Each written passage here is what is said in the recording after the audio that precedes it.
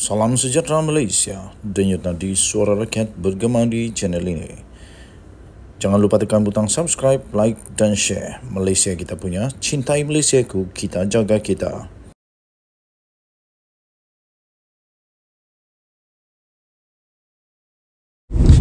Salam sejahtera Malaysia, denyut nadi suara rakyat bergema di channel ini. Okey, tuan-tuan dan puan yang dihormati sekalian, hari ini hari Isnin, kita hampir melepasi bulan Mei, masuk kepada bulan Jun. Tak lama lagi pilihan raya.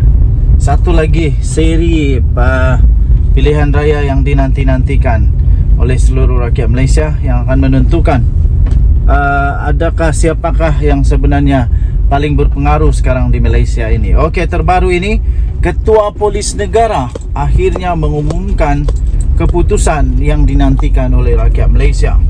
Beliau berkata, Ketua Polis Negara berkata, orang ramai berhak tahu apa yang berlaku. Pihak berkuasa tidak boleh berdiam diri. Itu kata Ketua Polis Negara. Saya setuju. Orang ramai, rakyat Malaysia berhak tahu apa sebenarnya yang sedang berlaku, supaya tidak adalah kabar-kabar angin, tidak adalah banyak lagi konspirasi lah konon, komplot lah konon, berlaku lah inilah itulah. Tapi dengan adanya kenyataan muktamad dan sahih daripada pihak yang berkenaan, terutamanya seperti Polis Diraja Malaysia, ini amat membantu supaya rakyat Malaysia mengetahui perkara sebenar. Hubungan baik di antara Polis Diraja Malaysia dan juga pengamal media dan akan kekal utuh dan akan berterusan pada masa akan datang. Itu janji daripada ataupun satu petanda baik daripada Ketua Polis Negara sendiri, iaitu Tan Sri Akril Sani Abdullah Sani, berkata media adalah jambatan dan di antara Polis Diraja Malaysia dan juga rakyat. Kata beliau, orang ramai berhak untuk tahu apa yang berlaku, maka kami pihak berkuasa tidak boleh berdiam diri. Ia akan menimbulkan spekulasi jika terus mendiamkan diri, kata Ketua Polis Negara itu. Dan itu amat benar. Untuk mengelakkan daripada spekulasi yang berlaku, maka betullah apa yang dilakukan oleh Ketua Polis Negara ini. Katanya, jika kita sentiasa berhubung dengan media, cuma mungkin dengan jadi kita akan sentiasa berhubung dengan media, katanya, cuma caranya mungkin akan berbeza sedikit, katanya. Terdahulu Akril Sani meraihkan 80 pengamal media dan 30 agensi dalam majlis Haiti bersama media di Mes Pegawai Kanan di Bukit Aman pada hari ini. Hadir sama ialah Timbalan Pengarah untuk kumpulan berita harian, iaitu M. Tilanandran, serta pengarang kumpulan berita dan ehwal semasa, dan rangkaian TV Media Prima Berhad Kamarudin Mape. Turut diadakan adalah taklimat berhubung pasukan khas elemen perkauman, agama dan institusi diraja 3R, dan disampaikan oleh Ketua Pengarah Bahagian Pendakwaan dan Undang-Undang D5 Jabatan Siasatan Jenayah JSJ, Datuk Muhammad Zainal Abdullah. Okey, tuan-tuan dan puan-puan yang dihormati sekalian, saya amat gembira dengan kabar ini, supaya spekulasi-spekulasi yang tidak benar, perkara-perkara yang masih menjadi tanda tanya, akan jadi perkara yang sahih, dan rakyat pun tidak menjadi semakin bingung dengan keadaan spekulasi-spekulasi yang akhirnya boleh menjurus kepada fitnah-fitnah yang tak baik. Okey, so tahniah diucapkan kepada Polis Diraja Malaysia. Tahniah diucapkan juga kepada semua pengamal media di Malaysia yang nampaknya akan mendapat green light dan mendapat berita sahih daripada Polis Diraja Malaysia. Sekali lagi, mari kita sama-sama untuk membangun negara Malaysia. Kita pastikan negara Malaysia sekali lagi akan menjadi negara yang dihormati, negara yang menjadi bualan seluruh dunia, kerana kita Malaysia yang berdaulat, berintegriti dan maju jaya. Denyut Nadi Suara Rakyat bergema di channel ini. Bye-bye.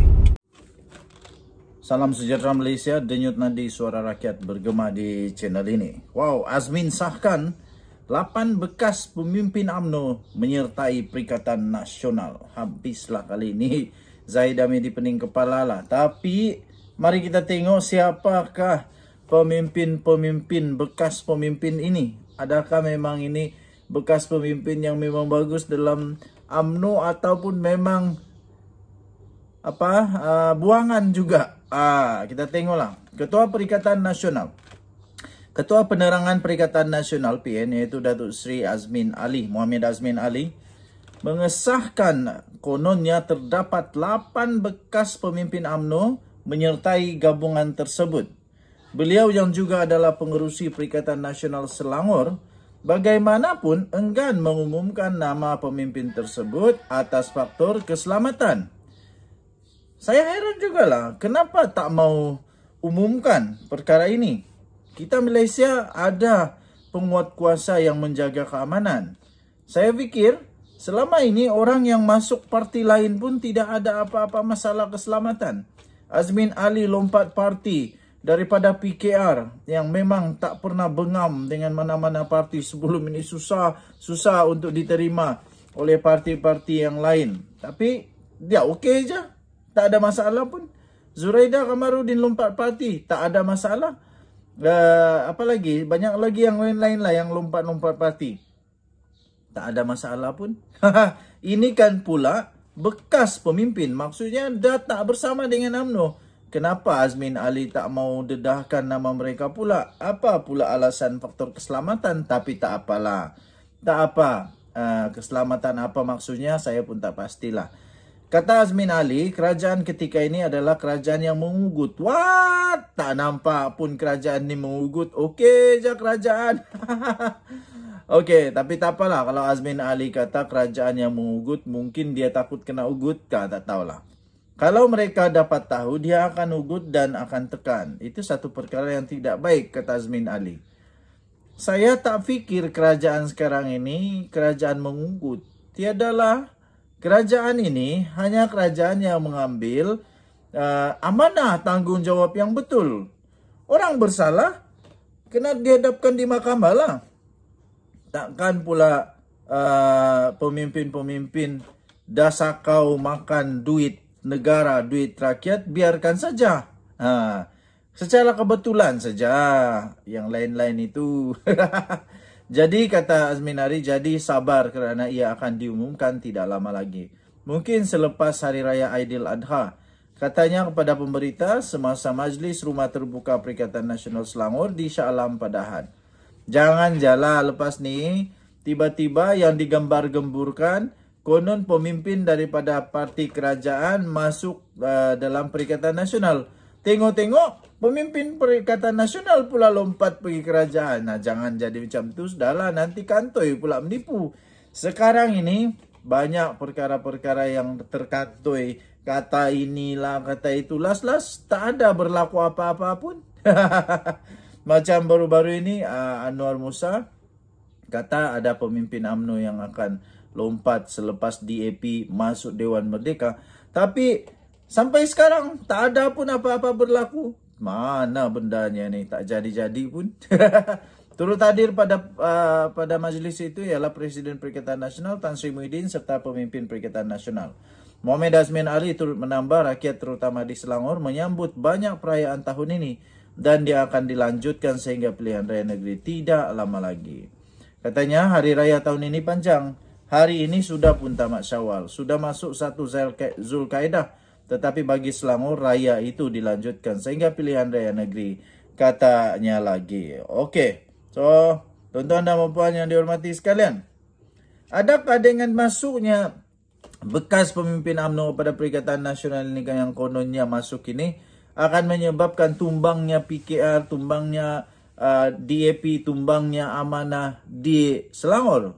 Maksudnya tumbang Pakatan Harapan di Selangor. Kita tengoklah nanti. Pada pendapat saya secara pribadi dengan komen daripada kawan-kawan yang neutral, yang pro pada parti ini, pro pada parti itu. Saya dapati memang agak sukar lah untuk Perikatan Nasional menawan negeri Selangor. Kerana di Selangor, sentimennya adalah sentimen orang-orang yang educated dan berfikir terbuka, lebih terbuka kepada jenis kepimpinan macam mana.